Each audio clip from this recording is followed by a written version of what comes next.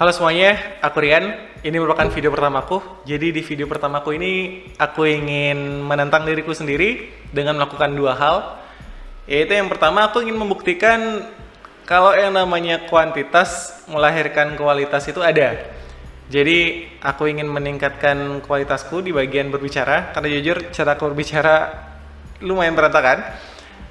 Dan aku juga ingin meningkatkan apa yang telah kupahami sampai dengan saat ini, yaitu di bidang pembangunan, khususnya di bidang arsitektur, baik itu software, desain, maupun yang lainnya. Jadi aku ingin membuat video seperti ini terus menerus selama mungkin 2 bulan. Jujur aku nggak mau curhat sebenarnya, jadi aku mau mulai ke intinya aja. Jadi aku ingin berbagi ke teman-teman apa yang kupahami sampai dengan saat ini. Mungkin bagi teman-teman yang sudah tahu, sudah melewati itu, bisa berbagi ke aku juga. Dan mungkin bagi teman-teman yang belum mengetahui itu, semoga apa yang kubagikan ini bermanfaat.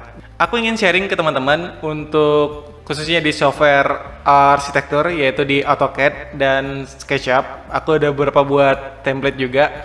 Bagi teman-teman yang masih belum hijrah ke level BIM atau level seperti Revit atau ArchiCAD, mungkin ini bermanfaat buat teman-teman, karena jujur aku juga ingin membuat template AutoCAD ini ke arah itu gitu, ke arah Building Information Modeling, sehingga nanti ketika kita memegang software baru selain AutoCAD, khususnya seperti misalnya kayak Revit gitu, kita udah paham alur kerjanya itu kayak gimana. Jadi aku ngedesain AutoCAD itu sebim mungkin gitu, sebisanya gitu. Jadi semoga lebih mendekati lah, mungkin nggak maksimal karena memang AutoCAD itu dia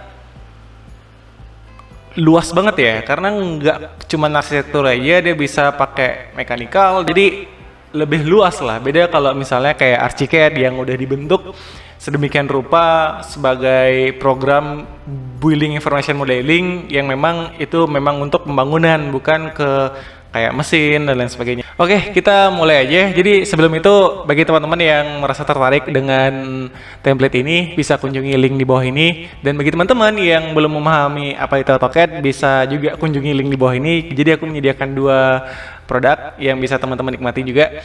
Dan apa yang aku buat ini beberapa sudah ada aku praktekkan di beberapa studio.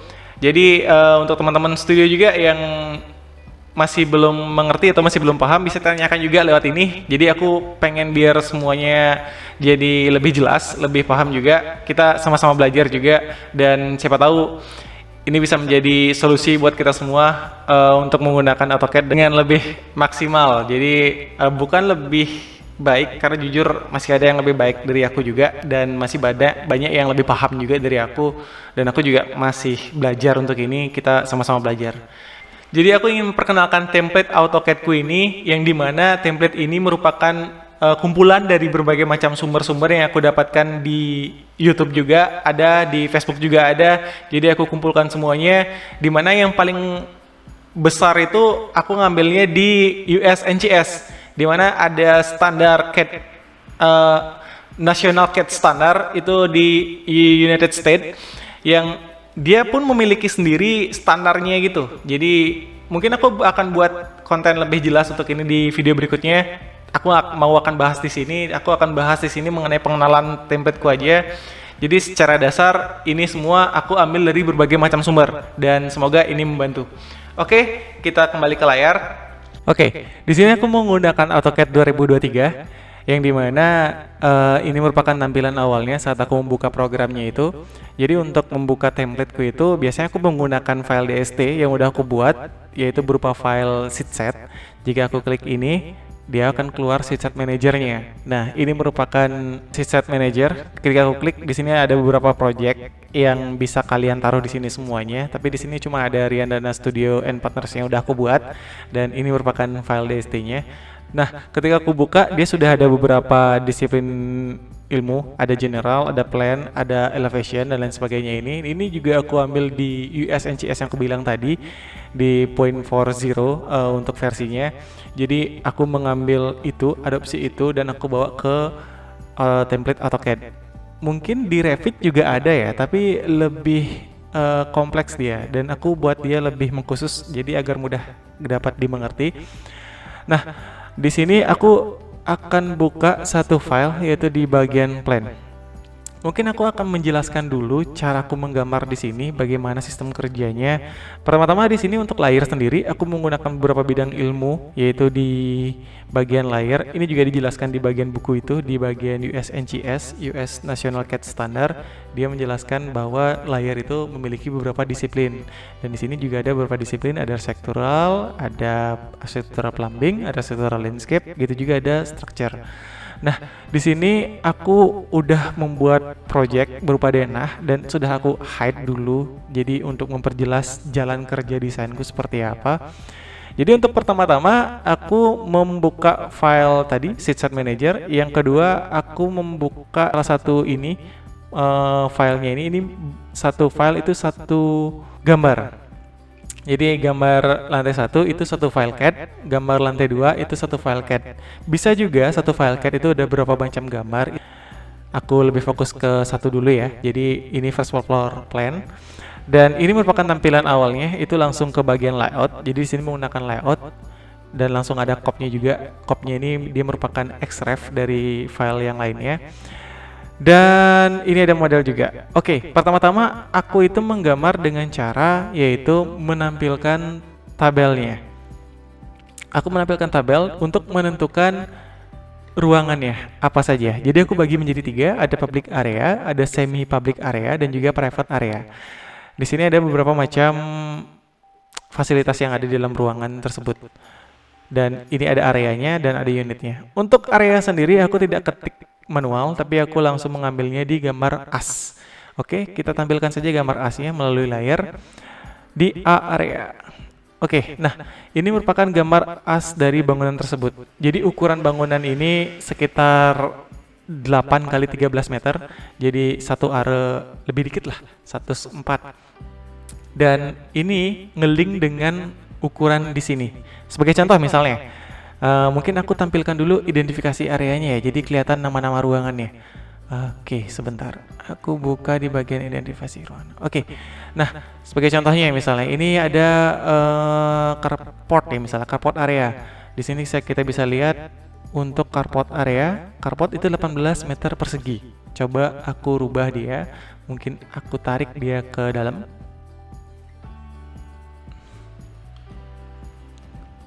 Oke, kita bisa lihat dia berkurang 12,15. Gitu juga misalnya aku pengen merubah bagian master bedroom. Nah, di sini ada 9 meter persegi.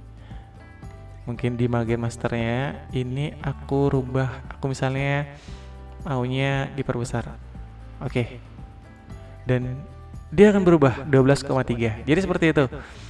Ini ngeling untuk bagian asnya ini. Jadi ketika asnya berubah, dia akan berubah. Jadi aku akan kembalikan lagi ke awal.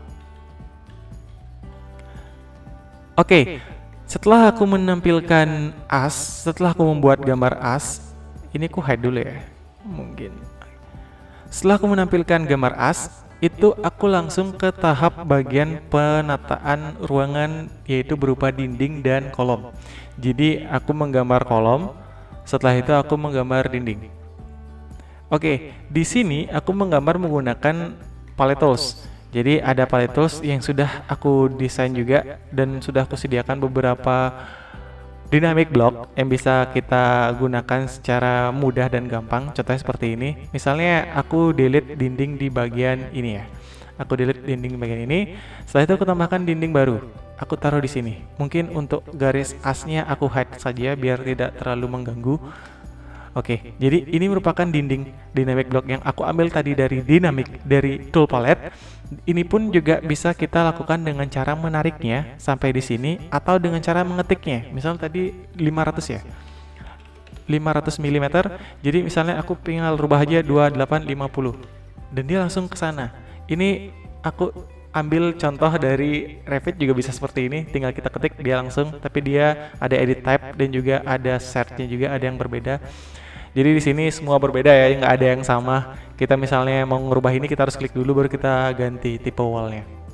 Gitu pun juga dengan thickness-nya. Kita misalnya rubah pengen 100, dia akan mengecil. Misalnya 200, dia akan membesar. Dan kita juga bisa rubah finish one side dan second side-nya. Jadi finishes one side, second side ini maksudnya seperti ini. Misalnya kita lihat seperti ini. Aku pengen aciannya ini sampai mengaci ke bagian apa namanya kolom ini. Jadi tinggal aku tambah 150, jadi totalnya menjadi 3000. Oke, jadi seperti ini. Dia akan menutup. Dan kita bisa balikin menjadi 2850. Oke, jadi seperti itu dalam penggunaan dynamic block untuk dinding. Jadi nggak seribet yang kita pikirkan. Oke, selanjutnya itu adalah pembuatan dinding dan jendela. Untuk dinding sendiri juga aku menggunakan dynamic blocks. Jadi seperti ini, misalnya aku memilih ini ya. Ini double swing. Jadi di mana aku mendapatkan ini juga sama, aku mendapatkannya melalui tool palette. Jadi tinggal aku klik saja dan aku drag ke sini. Nggak perlu repot-repot kita membuka file baru terus kita copy, itu nggak perlu, ataupun kita pengen buat lagi itu nggak perlu. Jadi misalnya aku klik tadi, taruh di sini, itu sudah jadi. Dan kita juga bisa improvisasi untuk ukurannya. Misalnya aku pengen ngerubah dari 1,2 menjadi 1,8 gitu misalnya. Dia akan berubah sendiri. Jadi kita tinggal mengganti nilai ini saja dari 150 menjadi 50 misalnya, atau 150 masih, atau kita balikin lagi jadi seperti itu. Jadi mungkin semudah itu ya teman-teman, nggak perlu kita buat manual lagi untuk ini. Ini juga kita bisa mengganti swingnya, misal aku pengen tertutup, jadi semudah itu.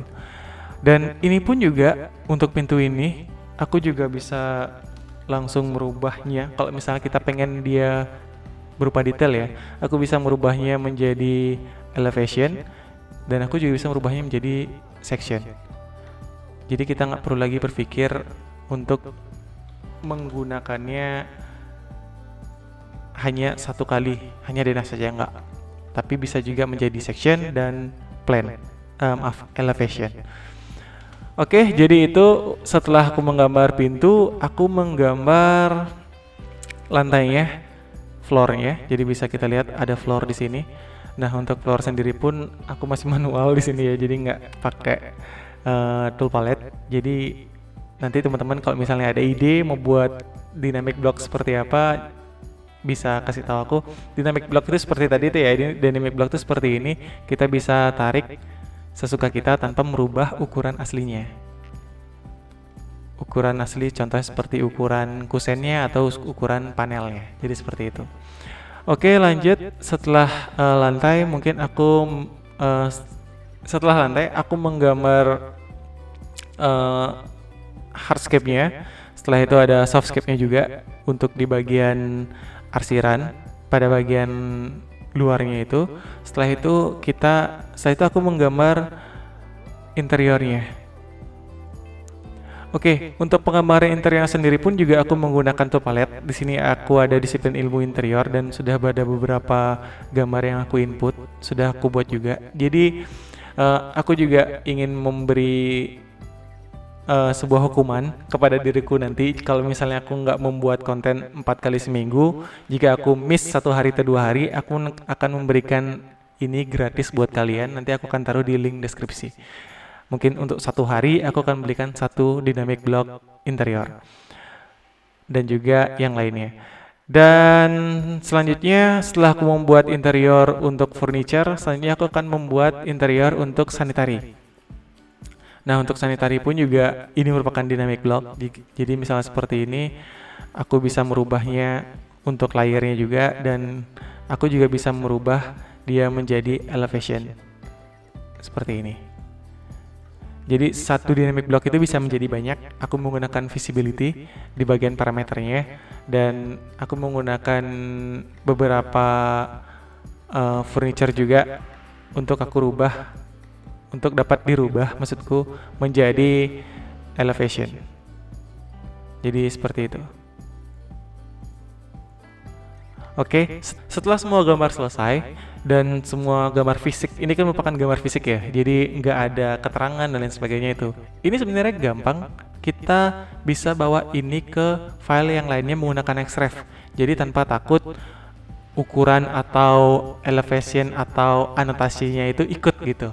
Jadi karena anotasi itu bisa di hide. Selanjutnya itu penggambaran anotasi juga sama. aku menggunakan grid, aku menggunakan dimensi, elevation, identification-nya juga atau penamaan, dan juga section-nya juga. Dan ada beberapa mungkin yang aku tampilkan juga tadi yang belum aku tampilkan. Keep tune on. Oke, jadi seperti ini. Untuk dimensi dan juga grid ini juga aku ambil dari tool palette, dan ini pun juga dia memiliki konsep dynamic block, bisa dimodif tanpa merubah eksistensinya sebagai grid. Kita bisa lihat, jadi bisa aku rotate dan aku juga bisa rubah dia dengan tipe yang berbeda. Ini merupakan double bubble, ada 2 bubble. Aku ingin merubahnya menjadi 1 bubble saja juga bisa. Misalnya aku ingin merubah semuanya menjadi 1 bubble, jadi aku klik sebagian sini aja. Nah, untuk bagian ini aku pengen merubahnya dia hanya 1 bubble aja, jadi bisa klik bagian sini 1 bubble. Nah, aku pengen merubah dia barengan untuk ukurannya ini biar agak turun lagi. Di sini udah kelihatan 9199, aku pengen merubah menjadi 9500. Oke, dia akan turun bareng-bareng. Gitu juga dengan yang ini. Jadi aku tinggal rubah dia ke grid tipe 1, dan aku rubah untuk length-nya menjadi 1600. Terlalu kecil. 16. Oke, jadi seperti itu. Lumayan mendekati Revit, jadi aku senang menggunakan AutoCAD sebenarnya, dan enggan sebenarnya untuk hijrah, cuman karena tuntutan teknologi mungkin ya, kita harus belajar untuk menguasai teknologi yang baru sehingga kita nggak mundur lah. Kita bisa juga mempercepat pekerjaan, juga mempermudah pekerjaan kita. Jadi ini untuk template-nya di bagian penggambaran. Ini hanya gambaran secara umumnya saja. Bagaimana cara menggambarnya, bagaimana cara menggunakannya. Mungkin aku akan menunggu pertanyaan dari teman-teman. Bagian mana yang ingin teman-teman tanyakan. Dan untuk cetaknya pun lumayan mudah. Kita bisa klik di bagian layout first floor plan. Kita control print, bisa di preview. Oke, jadi hasilnya itu seperti ini. Dia sudah memiliki ketebalan tipisannya masing-masing. Jadi teman-teman nggak perlu merubah lagi layarnya apa dan lain sebagainya, itu nggak perlu ya. Dia tinggal ada aja gitu. Tinggal kalian klik di tool palette dan teman-teman langsung lihat langsung di model dengan layarnya masing-masing gitu. Jadi nggak perlu lagi merubah layarnya. Oke, jadi ini mungkin sebagian besarnya. Untuk cetak pun bisa langsung sekalian semuanya ya. Jadi tinggal klik kanan di bagian ini, kita publish PDF, jadi semua filenya itu kecetak. Jadi itu mungkin untuk kali ini. Video berikutnya mungkin aku akan menjelaskan satu demi satu di bagian dynamic block untuk template AutoCAD-ku ini. Oke, sekian, sampai jumpa di video berikutnya.